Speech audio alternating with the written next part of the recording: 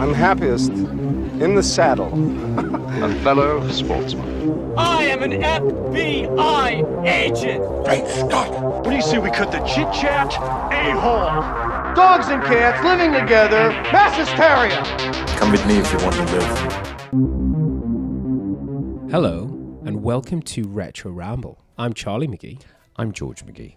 And this time we are travelling back to 1996 to take a look at Wes Craven's Scream! You know, if you listen to the podcast regularly, you know we are not fans of horror. We don't really cover much horror, and we have lots of requests for horror. But we thought, as there is a new Scream movie coming out this month, we'll want to jump onto some tedious connections, and we thought let's cover something from the late 90s. But I think it's safe to say this is a very important film for the horror genre, and it came out at a very influential time in our lives, so it definitely bears merit in the Retro Ramble canon. Absolutely. I think even though we're not fans of horror, that's probably because we're not scared of them now, but we were scared of horror when we were just young boys in those late 80s, when we were consuming all of our Rambo and our Commando. It took us a while to get into Aliens and stuff. We liked our action movies when we were young, and we got into horror later. We've touched on previous times. You know, I'm a self-admitted scaredy cat, but we've also always said that we respect good horror, clever horror, and intelligent horror. And we're not interested in your cheap thrills. We just like that with our action movies. Yeah, exactly. We can't go there for everything, but I mean, your B movies, ridiculous plot, not a lot of thought, and I know there's a lot of horror films that fit that. You know, low budget slasher, bloody, gory. Some people love it, and we respect them just as I'm sure they respect us for taking an interest in the action movies of the 80s that we do. So without further delay, we're going to get going. We're going to launch the trailer, but anybody who's listened before, you know what to expect, so please bear with us while George just quickly explains what we normally cover for the first-time listener. So, a Retro Ramble, we are a film podcast. Charlie and I are brothers, and this podcast series is all about us going back and revisiting the films of our youth. Having a look at what made them so great at the time, do they still hold up, and looking into those production stories, go through the films in great detail, so there will be spoilers from the off. Or if you would like to watch Scream without knowing who the killer, he, she, or whoever does it, then you should go and watch the film first. Yes, I think that's safe to say. So yes, spoilers from the very off, and there'll probably be some childish humour, some bad impressions. This is a light-hearted podcast. This isn't an in-depth critical appraisal. So we are professional podcasters, just not professional film critics. So, you know, give us cut us some slack, Jack. There are no doubt better horror podcasts out there that you should be checking out, but this is Retro Ramble doing Scream. So welcome. Enjoy. Here it is, 1996 Wes Craven's Scream.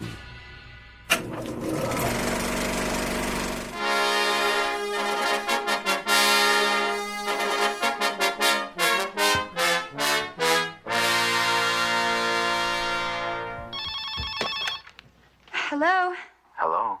Who is this? You tell me your name, I'll tell you mine. I don't think so. What's that noise? Popcorn. You making popcorn? Well, I'm getting ready to watch a video. Really? What?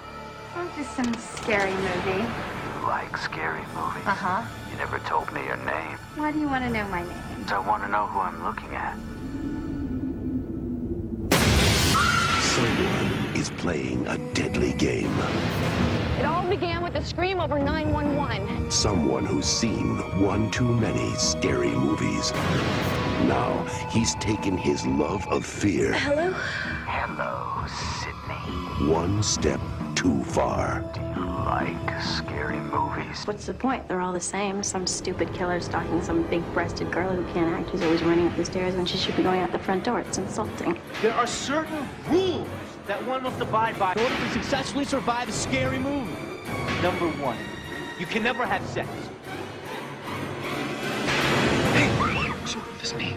Never, ever, ever, under any circumstances, say, I'll be right back. Because you won't be back. Get another beer, you want one? Yeah, sure. I'll be right back. He didn't make the rules. kills. The police are always on track, but they watch prom night at same time. He just kills by them. Don't answer the phone.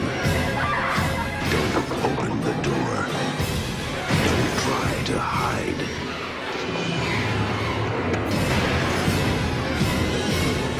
Everybody's a suspect!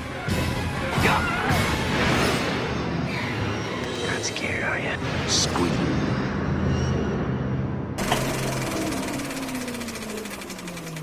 We should get one of those. We should have one of those voice boxes. Do you like scary movies? Hello, Sydney. Sydney. It actually works my cold. I may need to apologise to our listeners for my bunged upness. So, George, it's 1996. In a moment, listeners, I'm going to tell you about my first memories of this film because I went and saw this as a teenager at the cinema. So I was very excited about this. But before I tell you about that, or do you want me to tell you about that?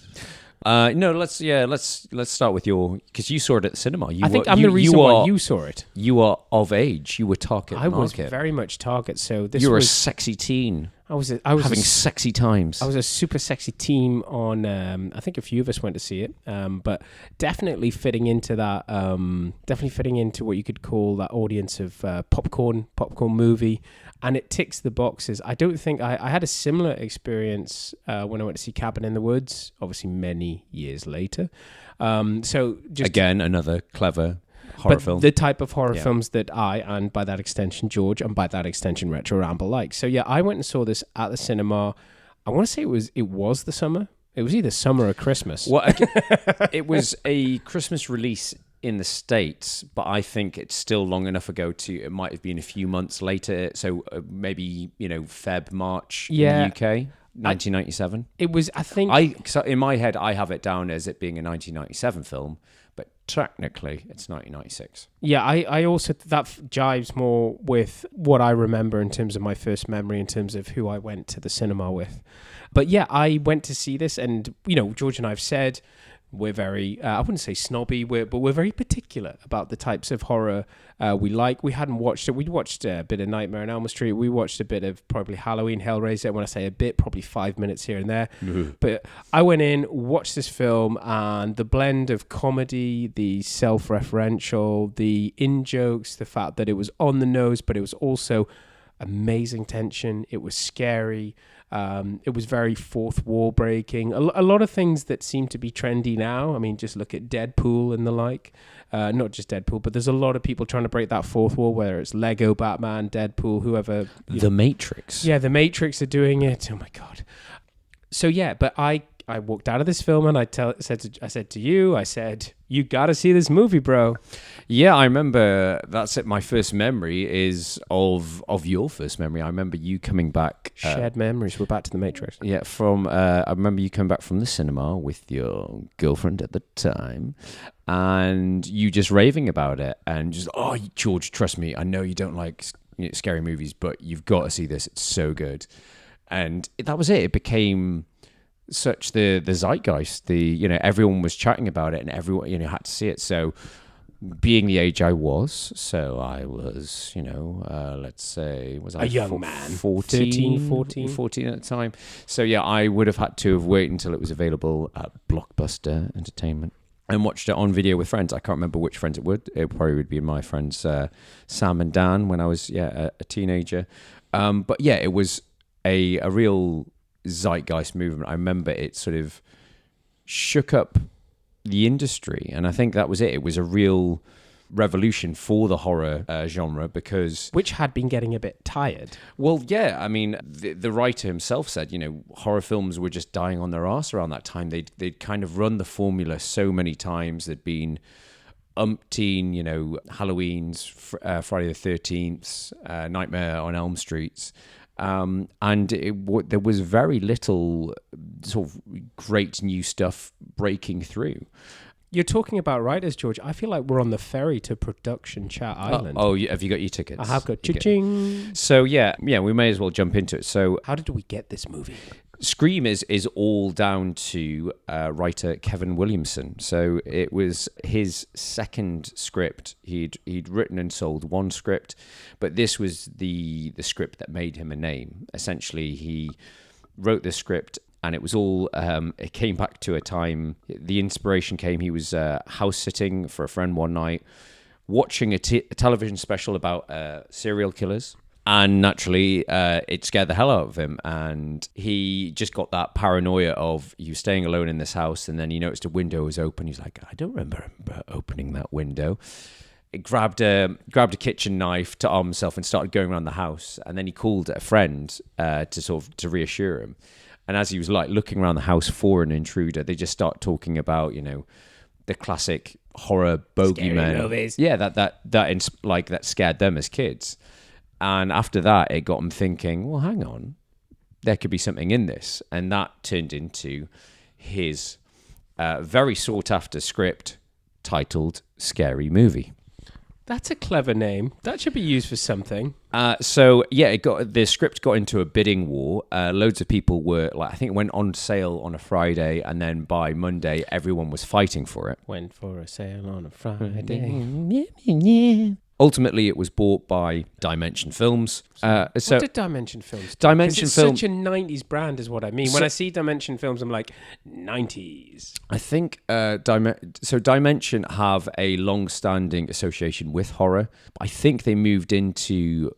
I think we have covered something by Dimension. I want to say Mortal Kombat, but that was... I think you're saying it right. Mortal Kombat! Thank you. That was...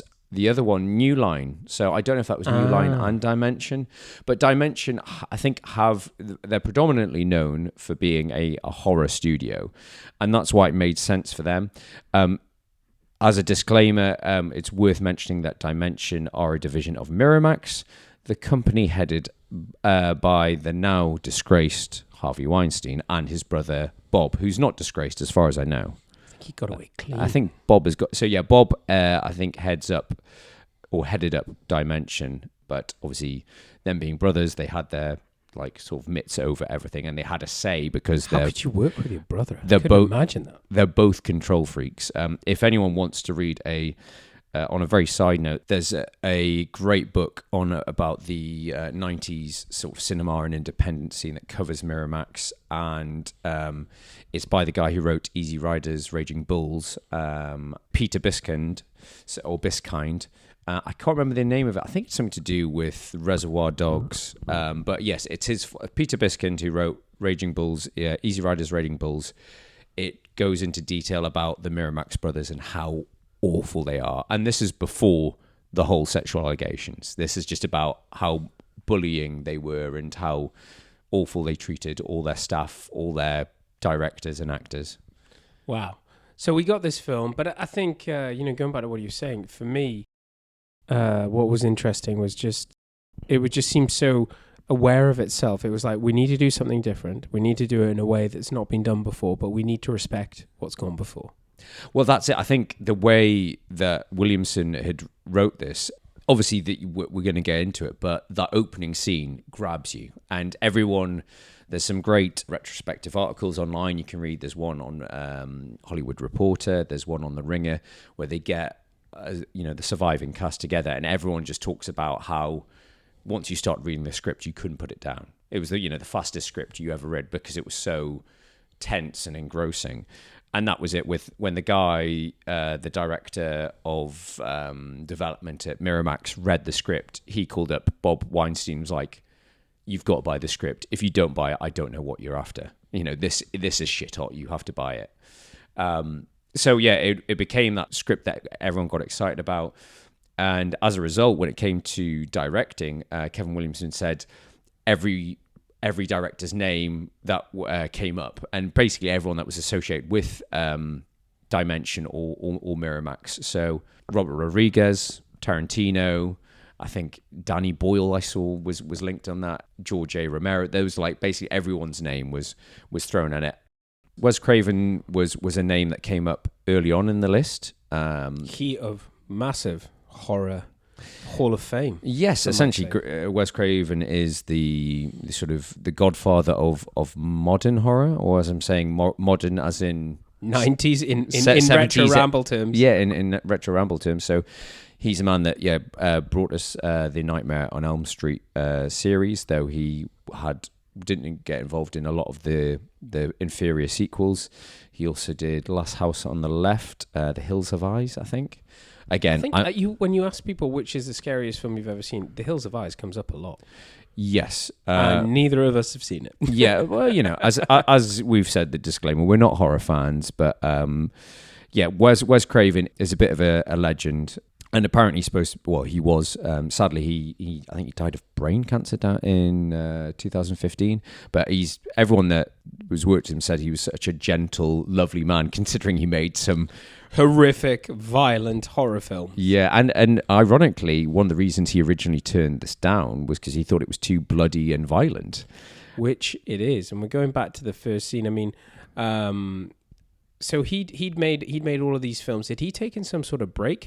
Had horror? Because what I see when I see this is I feel like this is kind of like the type of films we do cover when we look at the likes of Mission Impossible getting rebooted, Bond getting rebooted. This feels like popular culture horror getting rebooted. That's a good point. And the reason he turned it down multiple times, they kept going back to him, and he was just like, "I'm not interested. I'm done." He was basically saying he was done with horror, and I think that was down to his own personal recent failures.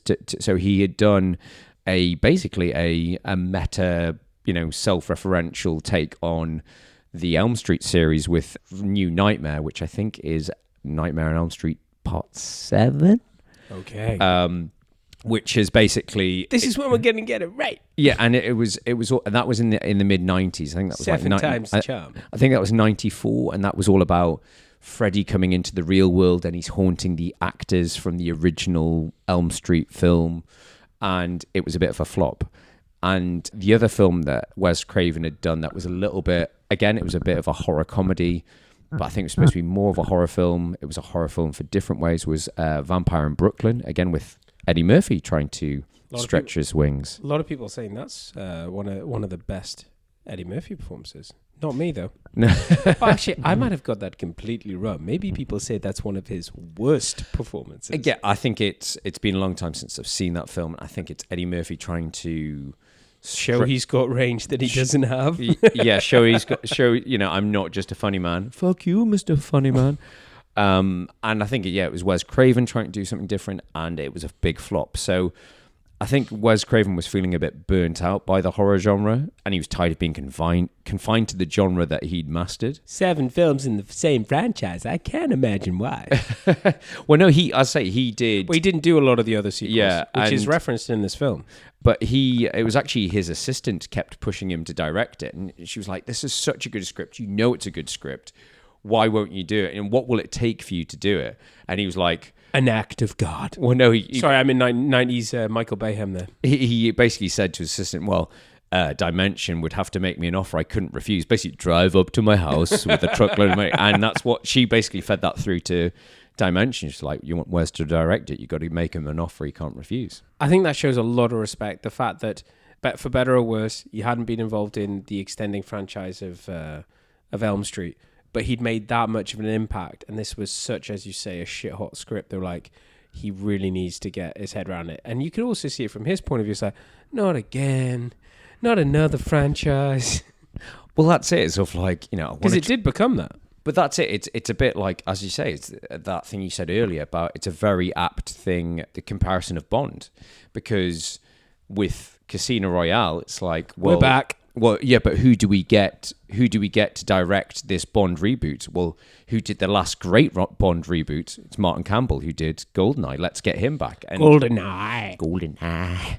And that's it for this. It's like if you're going to do a reboot of the horror genre, something that takes the piss out of it, who are you going to get in? You've Specialist. Yeah, you want to get in the master. Apparently, Kevin Williamson's really adores Wes Craven to bits, and he said, I went over to his house and I saw on his kitchen table my script had notes all over them, and I was terrified he was going to butcher my script. And he said they were all typos, because I think he's like a professor of English as well, and he's just like, let's get the language done first, and then and he goes, he didn't touch my script at all. I think there's some improving from the actors that we'll talk about later on, but he was so respectful of Williamson's script, and Williamson just spent the whole time on set just learning from Craven. But yes, he is the master. So yeah, let's talk about the references, because there is another big film of the 90s which is referenced at least 2 times in this film, Basic Instinct of 92. And is that because I want to say, and the reason I bring it up now, because you're talking about Kevin Williamson, we're talking about the writing, we're talking about the genesis of this idea. I feel like he watched Basic Instinct and he watched this series thing. Hey, buddy, we all watch Basic Instinct. We all watched it, at least. We were watching it weekly back then. I mean, we didn't have the internet. What's a guy going to do? No, but I feel like there's a big, the tension and the, it's the, is she the killer? Is she not the killer? And the fact that that film was a word of mouth cinema explosion. Everyone went to see that. Everybody was talking about it. It's like, you get to see a growler, man. I mean, there was zeitgeist growler. No, but I feel like it's referenced twice in this film, isn't it? Yeah, and again, it was probably when he was writing it in the mid-90s. That was still, he was taking breaks and putting on Basic Instinct for 10 minutes, as we all were, taking breaks, taking your pants off, watching Basic Instinct. But yeah, it's this, it's the whole, in the mid-90s, you look at Tarantino was, the rise of the video store clerk, the rise of the nerd that, now continues that having. And we have a video store nerd in this film. Exactly. And we've got a blockbuster in this film. And that's why you can see why zeitgeist. Why Tarantino was on the list of like, oh, well, this is so, and you can imagine him like, well, it's not my script. I'm not touching it. I also think I think he probably respected the idea, but if it had been him, it probably would have been like 4 stories said by video store nerds about their favorite things, and they all get picked off or something like that. It would be very much more celebratory.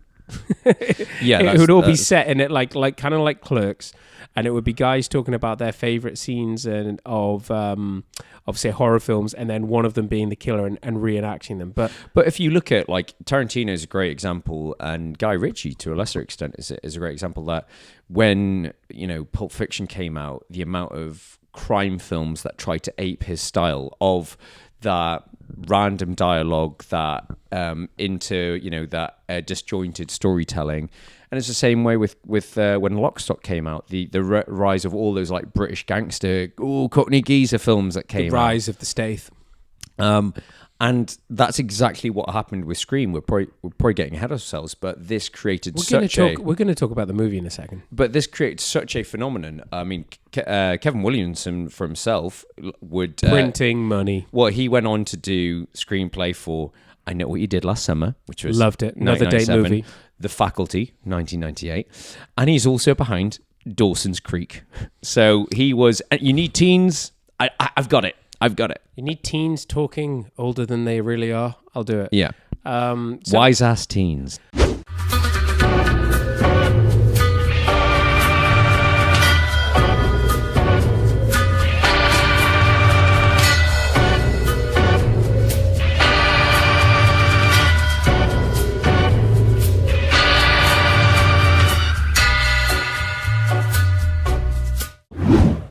Let's jump into the film here for a second, because I think you've touched on a point which I was thinking about, both with let's talk about that first scene, because it's both in this first scene with Drew Barrymore, big star. She ain't gonna die, obviously, because it's a big film. She's a big star, great shocker.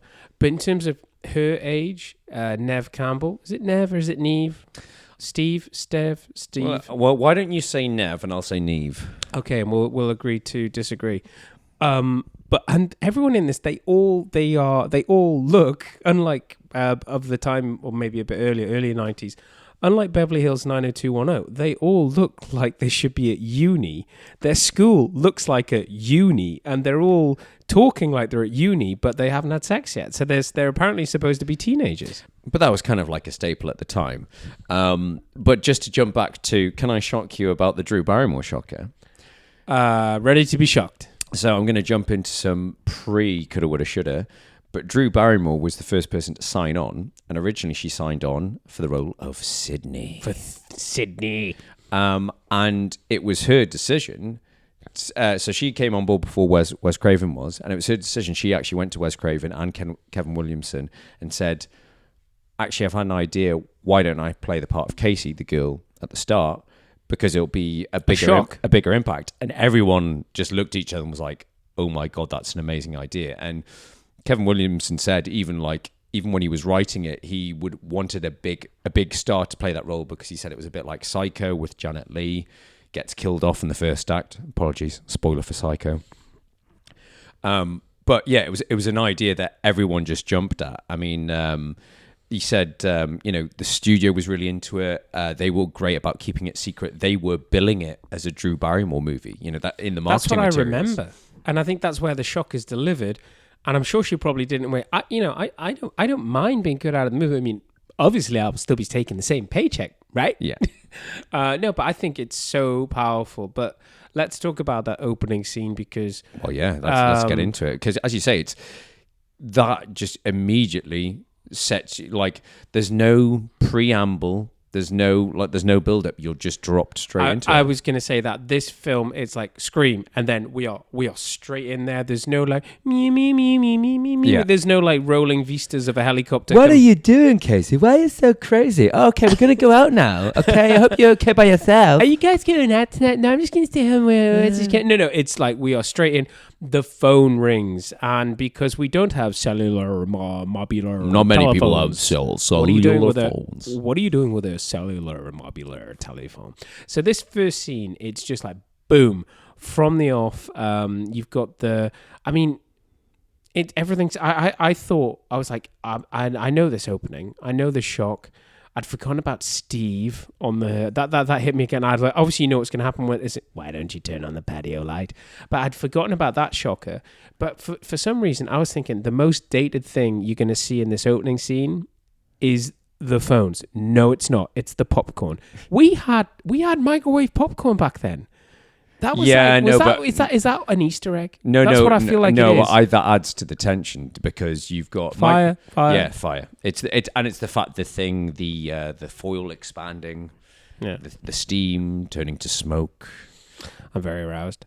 Just like the popcorn is, because it's getting bigger and bigger. But why does she keep answering the phone? I mean, I haven't even watched an honest trailer on this, but I reckon that's the sort of thing honest trailers will pick up. It's like, don't answer the phone. But we didn't have the internet. We didn't have mobile phones. Or take it off the hook. That was an old saying, kids, taking the phone off the hook. Put the phone off the hook. But I think they do address it when it's like, why doesn't she call the police? Like, because they won't get there in time. We're in the middle of nowhere. Yeah. There's quite a bit of trivia about this opening scene. So apparently, when we've talked about this before in film production, when you film something, you have your footage at the end of the day. They're known as dailies. Even I know this. I'm George's brother. I know nothing, but I've spent enough time with him to know this. And the dailies get sent to the studio for them to sort of check in and say, "Oh yeah, okay, it's looking good. Where's all our money going? Where's the money going? Who wants a body massage?" Can't say that. So apparently, Dimension started getting cold feet when they saw they shot this in. The opening sequence was the first thing to be shot, and when they saw the dailies for it, they were like, we're really concerned. We're really concerned about Wes. It's just not very. Is it supposed to be a horror film? It's not coming across as very scary. And they were like, basically like. Was this all of the phone back and forth? Yeah, because it was being filmed in California, and Dimension are based in New York. And they're like, yeah, we're just not liking what we're seeing. Maybe we should look at replacements for Wes. What? Which is a bit ridiculous. Yeah, the pressure was on Wes Craven, so he's like, okay, let me edit it together, and then I'll show it to you. And Bob Weinstein saw the edited compilation. Was like, oh, what do I know about dailies? I mean, what do I know, Wes? Okay, go back to work. But some great trivia I was reading up on this is that the guy that provides the voice of Ghostface, so that amazing voice, is a guy called Roger Jackson. Well, thank God I haven't had to ask the question, because even when they're doing it, I'm like, that's not just the voice box. It's not a voice changer. I was like, because it's not just a voice obscura voice changer thing. It's like you can tell it's a guy talking normally, and it's like he was picked for his voice. So I was going to say, who is that guy? Yeah. So yeah, he's a guy called Roger Jackson, and he was cast. And originally, I think he was told he was just going to be used as like temp track. But the interesting thing that Drew Barrymore insisted, she wanted him actually on the other end of the phone when she was doing her scenes. Yeah, I can believe that. So she didn't want somebody off camera just deliver. Oh, okay, what you doing now? It's like, do you like scary movies? She wanted the person, but she didn't want to see him. So he was like, they were filming in the house, and he was in a tent nearby, hooked up to a phone line and Fair play to her. Doing it live because she wanted a genuine reaction. And actually, apparently none of the cast met him until they'd finished filming because Craven thought it would be a better way to bring out those shock reactions. The mystery. Until they're at the craft services. So who are you? Well, exactly. He just calls them up. Could I have the mashed potatoes, please? What a voice. But he was only intended to, and I think it was the same with a similar story with C-3PO. I think he was only ever intended to be used as a temp track, and then we'll dub in someone else later in. But Wes Craven was like, no, this guy's really good. We've got to keep him. 9 films later, and that's it. Yeah, he's been kept throughout the series. But yeah, I mean, what an opening! It's the fact that it gets escalated. And like, you can understand her calling, "Oh, it's a joke. It's a guy." The first 2 or 3 calls, I get it, but then you can see that she's getting scared, and then there's the obviously now we can talk about spoilers. It makes a lot more sense now that there's 2 of them, because which door am I at? How's it all happening? How do they get Steve onto the patio? Yeah, and whilst on the phone, and that will. I think just wondering. Just give us a second. Pop quiz. But yeah, I think there's all of this. There's added tension. It's the fact that she puts up a good fight, and we'll see that a few times in this film. She gets away. Her parents are coming home. Getting closer. They're getting closer and closer. There's so much emotion. There's so much the tension building in that opening scene. Popcorn. Yeah, and the popcorn exploding. But it sets up the film. It sets up and then the film begins. What's weird is it's such a strong act, but. I mean, we'll talk about plot at some point in this because I was watching this going, what is the actual plot of this film? What's the arc? Where are we going with this? But it's such a strong opening, so well written. But it's also pretty relentless, like in terms of, I forgot, like, you've got a bit of time with Sydney and, the main characters hanging out at school. Oh my God, you dated her. Oh my God. And then it's quickly, Sydney's at home. Sun's going down, shit's good, and I forgot how quick it all it rolls off because it's a shortish film. Because the story itself happens over 2 or 3 days. Yeah, it's a weekend. Of course, I forgot because you've got dad exposition. Yeah. Hey, sweetheart, just want to let you know I'm going away for the weekend. I'm staying here, and I've left you some money. It's like, thanks, dad exposition. Thanks, dad. Well, if you're not going to get dad exposition, you're going to get newsreel expedition. Oh, well, we talked about this in our Rocky episode. I made notes on that news footage exposition. The murder of Sidney Prescott's mother. Yes, I mean, let's talk about this. I got chills in that I felt there was definitely some. This was made in between The Rock and Con Air. I think it was. The reason I bring that up, there's just some very Bayism. There's all the sirens and all the news. The news feels like, and it's the music as well. I was going to say it's in Woodsboro. It's a very sort of like it's Marco Beltrami, who's his. I think that's how I pronounce his name. Apologies, Marco, if I've pronounced it wrong.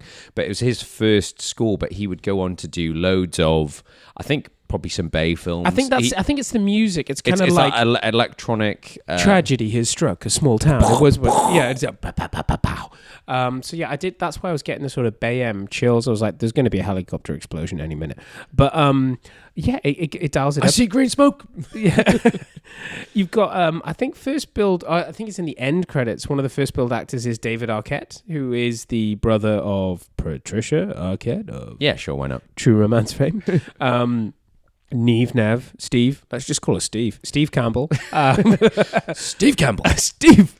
Courtney Cox, who was still making $1 million an episode probably back then. Her reasoning for it, she wanted a break. An anti-moniker. She wanted a bitch. She wanted something that was a bit of a a change from Friends. There's that great joke, which I think is actually in the second one, where they're like, "There's a picture nude of you online." She's like, "Actually, it's my face and Jennifer Aniston's body." Yeah. So once again, self-referential. But yeah, there's a lot of actors, and I think watching this, when we sit with George and I always go back and watch these films. For me, this time it was like, you know exactly who the bad guy is, and that you're watching for that at every one. There's some great dialogue between them when it's like so obvious. There's the double bluff, but just calling it back to watching this the first time, even though you don't know who the killer brackets S are. The double bluff when, you know, what's he called? I've forgotten Sydney's boyfriend's name already. Billy.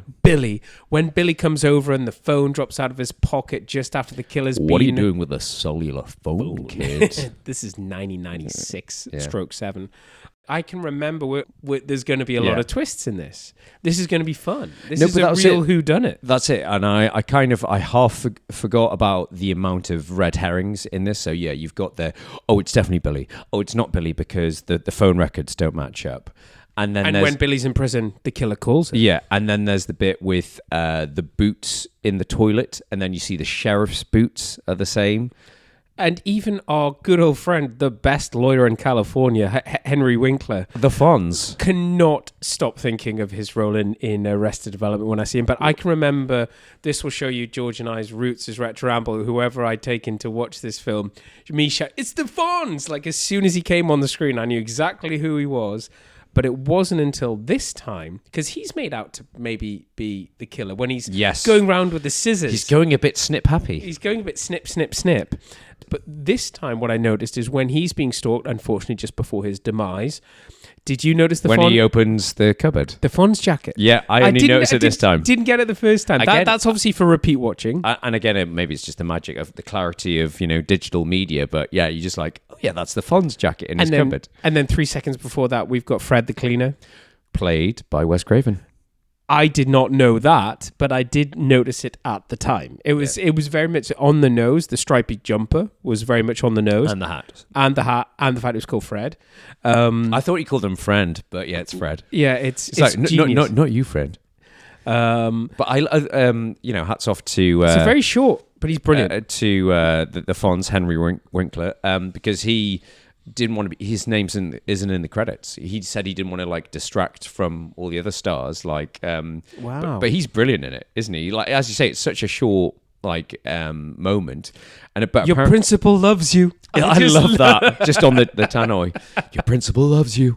No one wants to go home by themselves. But apparently, it was a studio note for. So I say Kevin Williamson's script wasn't really touched, apart from Bob Weinstein said there has to be a murder every 7 minutes. What was the 7 minute stabs? Not 7 minute abs. 7 minute stabs. Yeah, no. Apparently, the principal was killed because Bob Weinstein felt that 30 pages without a murder was too long.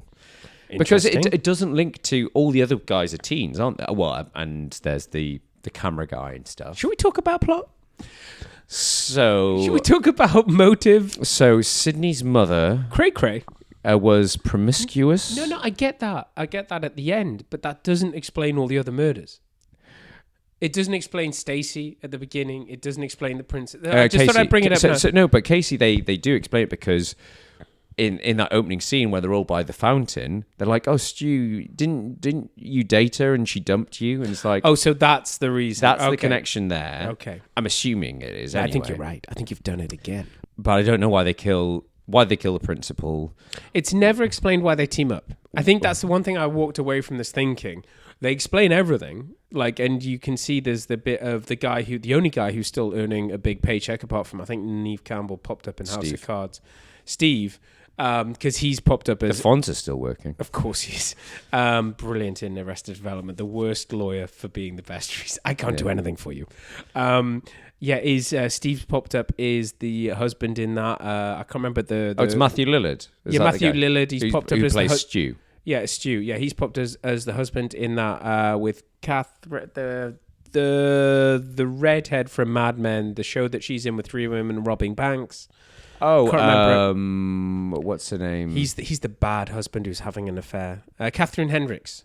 So I can't remember. Christina Hendricks. Why would you cheat on her? Yeah, why on earth would you? He's in that. He's also FBI agent in... I am an FBI agent. Not type of that. He's in Bosch. So that's why that's why you love him. That's why I know him. So, but what I mean is Babbling on Bosch, coming soon to Retro Ramble. Charlie's going to start his own podcast Charlie on Bosch. in a room by himself. Just with Bosch. George editing hours and Charlie babbling about Bosch. The Bosch babble. So no, what I mean is he has lasted. What you can see is he's... I tell you who hasn't lasted. Skeet Ulrich. I'm not Johnny Depp. Yeah, I mean, I'm Johnny Depp with bad teeth. He did have a career for about 5 years, maybe. What else was he in? I recognise the name, but I can't remember seeing him in anything. Well, that's it. I can't off the top. I remember him being in a 90s high concept thriller. It's basically like Speed, but a lot inferior. I think it was called Chill Factor or something, and it was about a bomb that if it went below a certain temperature, it explodes. So they're driving it around in an ice cream truck, and it was him and Cuba Gooding Jr. It didn't do very well. But I remember the premise saying, oh, okay, that's interesting. So he was in that. I think he tried to have a bit of a career, but he's good in this. Yeah, and I'm not Johnny Depp. I'm not Johnny Depp. That's all I can keep thinking. I've got my hairstyle like him. I'm trying to talk like him. I'm doing that intense, lingering, staring thing. Yeah. Is he sweaty? His hair always looks wet. It was in the 90s. It was greased. It was Brill cream. No, so to go back to my point, like, what is... The only thing that annoys me about this, and maybe it's for the sequel, it's not explained why they start working together. It's explained why one of them... You can work out why they're killing these people apart from poor old Henry Winkler.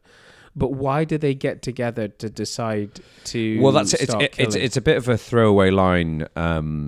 So obviously you get Billy doing the monologuing about, Sydney's mum broke up his family, and that's why it's the only clear motive I see. That's a clear motive there. And then the joke is with Stu. It's like, well, what's your excuse? And he goes, peer pressure.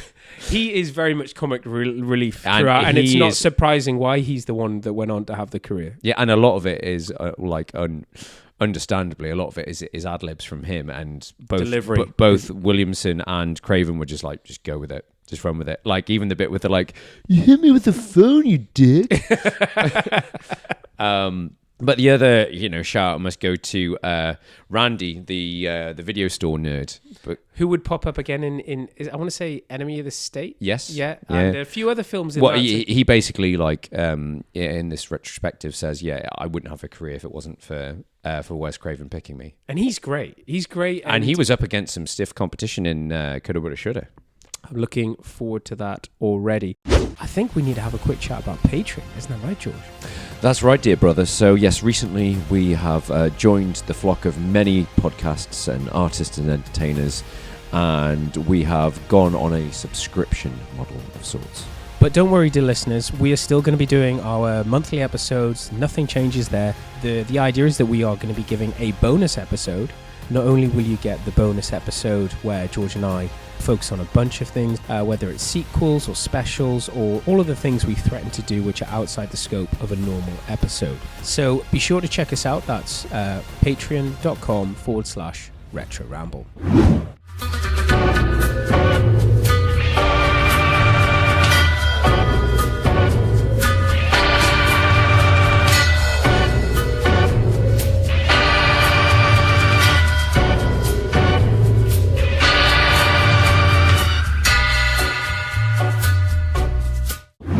It makes more sense having two killers, because the annoying thing of films, the very few films of this genre that I have consumed, is how does the killer always get there? Why is he always where you're not looking? How come they don't hear him coming? How do they get wrong-footed? How do they not see it happening? And in this, you can the fact that there's two of them, it totally makes sense. Exactly, and that's the thing. It's that wrong footing throughout. That you're just like, well, how can the killer get there so quickly? And it can't be such and such if they've got over there, and something that would be retread again in Hot Fuzz. I was just thinking that as well. With the cloak, and very similar as well. Yeah. But speaking of which, shall we talk about the mask? Do you want to see my mask? Yeah. So you're going to tell me, was it always the Scream mask, or which came first? So the Scream mask did come first, and it was actually discovered when they were doing location scouting. One of the producers walked into this You can house. pick it up in every five and dime in the state area. And basically that's what she walked into, like this kid's bedroom, whilst they were location scouting, and she was just like, "That's it. That's got to be it. That's the mask." But Dimension, the studio, were really annoyed about this. Like, well, no, because we don't own the rights to it. We need to make our own mask. Think of the merchandising capability. So they actually said, use that as a base, and we're going to get the special effects house to create all these weird and wonderful versions, and we'll film different versions. And nothing looked better. Yeah, and everyone was just like, all the other versions just look shit, and it just didn't work. And it's truly terrifying. Well, it's but it's that sort of thing of the simpler the better. Sometimes it's the most. It's like the Michael Myers thing. The Michael Myers thing. Hockey mask. For the no, that's Jason. Once again, showing my knowledge of the genre. Michael Myers Halloween. Most people know, but it was such a low budget film. It was a repainted William Shatner mask. It was a William Shatner from Star Trek, and they painted I can see it. Painted it white, yeah. And that's why it was terrifying. William Shatner with white makeup on is terrifying. Absolutely terrifying. So yeah, it was a battle that the studio lost because they were like, well, we're not going to get the money from this, but they're just like, everyone fought for it. It's like, no, it looks so much better with this mask. And actually, I did actually own that mask. I know, because I pulled a trick on someone after we'd seen one of the films and came into the room. They're like, ah! It used to be my potty trick of just going around as people were falling asleep and just checking in on them wearing that mask. Can we talk about the in-jokes and the referencing and the... I mean, we've talked about... We haven't got time. We haven't what got are your time because favourites? there's so... What are your favourites? Well, I mean, we talked about the Hello Fred in the shirt, the Fonzie thing. Or Hello Friend. Or Hello Friend. I'm pretty sure it says Fred. I think by the end of it, it gets a bit tired. I think there's some lines that stick out, is what I want to say about the self-referencing. There's the Ruth McGowan lines. She's talking about... Rose McGowan, she's talking about... Wes Carpenter, she's talking about, this sounds like a terrible, it reminded me of Top Secret, this sounds like some terrible kind of Wes Carpenter, but is it, but there are some clever bits. Talk about the industry, that there's too many of these type of films, and it's... But that was it. It was, I think that's why I shook things up, because it was having its cake and eating it, because you've got the line where Cindy's like, I don't like horror movies, it's some dumb, big-breasted girl who runs upstairs rather than running out the front door. Which is exactly what she then proceeds to do. Yeah, because the door's on latch or on the chain and she can't get out. But they do kind of twist that in that all the girls are capable. Are kicking ass. Yeah, and that's it. And I suppose that was the thing with... Even through getting killed, but I've never seen somebody take a beer so badly. Well, actually, throwing the beer bottles. But the one thing... that I need to talk about is probably because it's a film I've seen a lot more, is I can't help thinking of Scary Movie. Yeah, and they do some parts of this film better because it's funnier, and it's, I think, in a way, they've taken the subject material and the fact that they're able to make it funny. They're poking fun both at the source material and the zeitgeist this film's trying to talk about, and they do it in a funnier way. Yeah, I mean, I'll say it's a bit of a, as people said when Scary Movie came out, it's like, you're making, and people said the same about Loaded Weapon, is like you're making fun of a comedy. What it doesn't really work. But it does. If you, especially in the juvenile humor, when you've got the sort of like, oh no, what am I supposed to do now? Break my own leg? And then there's like the large girl trying to get through the cat flap. Things like that. Yeah, I mean, I watched a lot of Scary Movie, but it is... They're good. The thing is, they're watchable. Yeah. The first one's definitely watchable, and I think the third or fourth one is as well, but they're not all good. So, that goes back to my point. So the original title of this film, and throughout filming, and even the cast's wrapping gifts, Rose McGowan has a wrap party gift, a bottle of wine that says Scary Movie on it. Right up until the final hour, it was going to be called that. It was called Scary Movie, and Miramax made the decision. I don't know, maybe they just thought it was too lighthearted, that it needed a proper horror name. And as somebody pointed out, well, the mask is based on Edward Monk's The Scream, the painting, so it kind of makes sense. But one of the people that worked on the film was like, oh, they obviously had an ulterior motive. They obviously had in the back of their mind, well, we can spoof this and we can call it Scary Movie. But in a very roundabout way, if you don't have Scream, you don't get all those torrent of not only scary movie sequels, but you get, all those shit spoofs that neither of you and I can want to touch, of like epic movie and all that shit, and Meet the Spartans is all because of Scary Movie. Because of spoofing. But they are the Diet Coke versions of Hot Shots. No, but what I want to say about that Scary Movie is it just reminds me of Taken. Because in Taken, they don't say the word kidnapped ever. And in this film, they keep talking about scary movie this, scary movie that. Don't say horror. Is this an Anglo-American English difference? Because we would say horror films. I mean, we call them the horror films. Do Americans not call them horror films? Are we missing something? Is this lingo? I honestly don't know. We need to research that. So, no, I mean, I really like I think what's funny about this film is that there's a lot of, I think the way I'd sum it up is like tension of the first act, amazing opening first act. And they obviously put a lot of work into it and it works amazingly well. Brilliant job. There's a lot of setup and padding. And as you say, we need a murder every, as I said before, 7-minute stabs.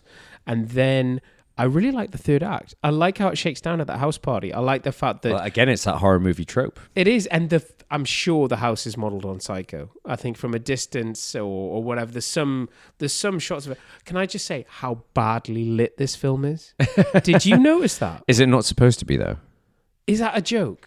No, but I'm not saying what you just said. But I mean, is that the joke? Is it that there's scenes where Dewey, who's brilliant in this, by the way, David Arquette, the scenes of him and Gail walking outside, and you can tell they're having, it's really badly lit. There's the street light, and then there's light coming from the moon, and then there's something else. But you mean there's obvious like studio lighting? That's what I mean. Yeah, the rather light, than you can't see them. Oh no, it's not that you can't see them. It's just in that last final act. But I really like that. I love the delay, the creepy thing that you can. He's behind you, and he's shouting at. That's so cleverly written. It's a great gag. It's a great trick of that.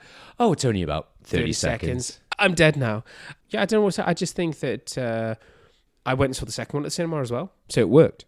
I'd say this worked. It got me to the cinema the first time, and I went and saw the second one. Well, let's quickly touch on that. How many of them have you seen? I think, no, but let's talk about the degradation. I went to the first one at the cinema, I loved it. Went to see the second one at the cinema for that reason. And I think the third one, I watched it on Sky or video or something, and I was like, meh. I was done by then, Yeah, because I'm the same. I remember the second one is good. It's still like, it keeps you guessing. And the actor who is, what's he called? Timothy Oliphant. No, I'm talking about, the Liev guy... Schreiber. Yeah, Liev Schreiber. So he's implicated. He's a much bigger role, isn't he? Well, again, that is... I don't know. He's your go-to bad guy in 90s films. Oh, well, it's because he looks so evil. And he's got that voice. voice. So evil. I think there is... So apparently, I'm taking it with a pinch of salt because I read it on IMDb trivia, but apparently it's real. Kevin Williamson included at the end of his script... 5 pages of ideas for Scream 2. That's very good of him. Very good. It's almost like he was planning a sequel. And that's why they put in that seed of everyone's like, well, because Liev Schreiber's in this for all of what? It's him 10 seconds? Courtroom footage. Courtroom footage. And it's like, everyone's like, well, why have they put him in that? And at the I think it was at the time, it was like, he was an up-and-coming actor, and they were like, oh, yeah, do you want an easy gig? Yeah, I'll do it. And then it's like, and it was very clever forward plan. Plant the seed. And if it becomes a hit, you're in the sequel. Because he's referenced a lot in the script. Gail talks, it's how Gail makes her book on it. Yeah. And it's the rival, not rivalry is the wrong word. It's the tension, the stake between Sydney and Gail. Yeah, the fact that could she have been wrong about the whole thing. And... So that's clever, Cassie. And it's been a long time since I watched the second one. And I would say it's on an even part. It's less original, but it's good. It keeps you guessing. It's just as funny. It's once again just as referential. And the second one actually has some black characters in it, right? It actually does have some black characters. That are killed off at the start. Of course. And also... we have the internet, because in this film she's dialing 911. She's emailing. It's not even. She's modemming. She's modemming 911 in this film, and that's ironically what makes the killer run away. But in the second one, we've got the internet. And Right. that shows you it by 98, I think it is, I want to say. 97 is the sequel. They basically Wow, turned it that's around in fast. less than a year. But the internet was upon us. Yeah. And we had amazing AOL. Yeah, but it was here, and it changed everything. And you could see in this film, it was like how Sydney it's all the media. They're everywhere. The media That's have what- to be there in films. this like, film is- pre-internet, before we had phones to capture everything, we needed the media in these films to explain how the story was getting spread. Yeah, and I noticed they go in heavy on this. Obviously, again, we talked about the media presence in Rocky IV, but yeah, they really, as in terms of storytelling, in terms of the actor, the whole thing of celebrity, you know, about Gail Weathers, everyone's like, oh, I love your show, you're amazing and everything. She thinks she's a bit of a big deal too. A bit of a big deal. She's a top bitch. She wears some very short skirts. Yeah. I forget, because in the second one, they're watching the film made of the events, and then once again, it's highly referential, lots of in-jokes. and then the third one is on the movie set of the second one. That's or why something. I can't remember that. But Jenny McCarthy's in it. That's all I can tell you. all I can remember about the 90s is Jenny McCarthy. And Basic Instinct. Bits of Basic Instinct. I haven't seen the As a fourth teenager. one, which I think was quite belated. That came out 2011 and was It's- Wes Craven's last film. But apparently, a lot of people say It's a good one. It's better than 3, I think. That's not saying much. So, final thoughts?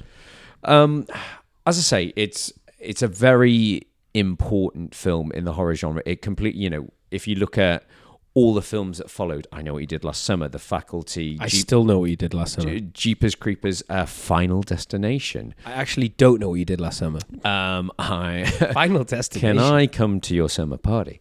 But yeah, What are you doing next summer? I'd say I'm planning to kill you. We're not horror fans, but we can appreciate this film. We are fans of this film, though. We are fans of this film, and I think that's as I We'll was saying to- definitely watch the new Scream film when it gets to streaming. and I think that's it. The one thing I said to you is that obviously once you know the reveals and the twists, you do get it is diminishing returns, but it's still a brilliantly put together horror film, and it's a very witty script, and you can see why so many people were just like, wow, we've got to do this, we've got to make this film. We like to try and pick the special films, the lightning in the bottle, the cult classics, the zeitgeist. And for me, final thoughts is I still get transported back to that. I can remember why I was calling you and saying you need to go and see this film. Because it was You weren't calling me. We were living together. We were living together. I was coming home in the same house.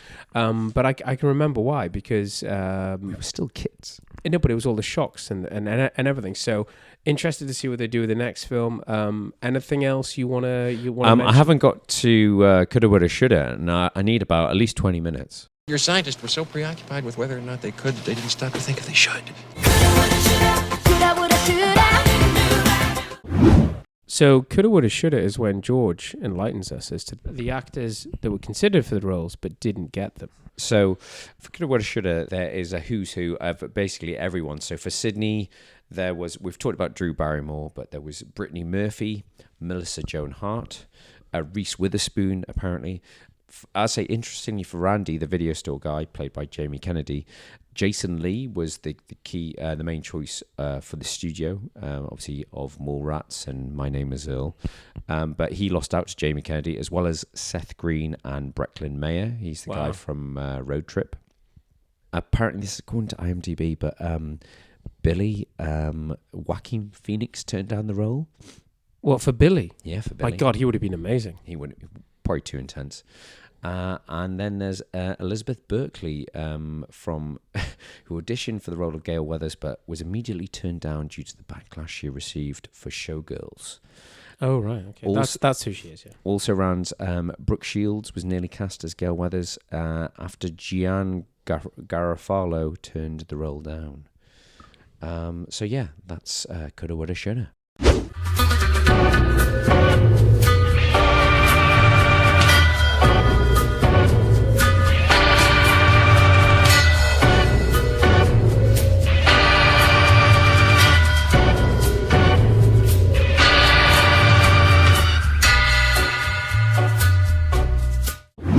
That was George and I taking a look at Scream. Any final things that we haven't discussed, George? Anything I missed?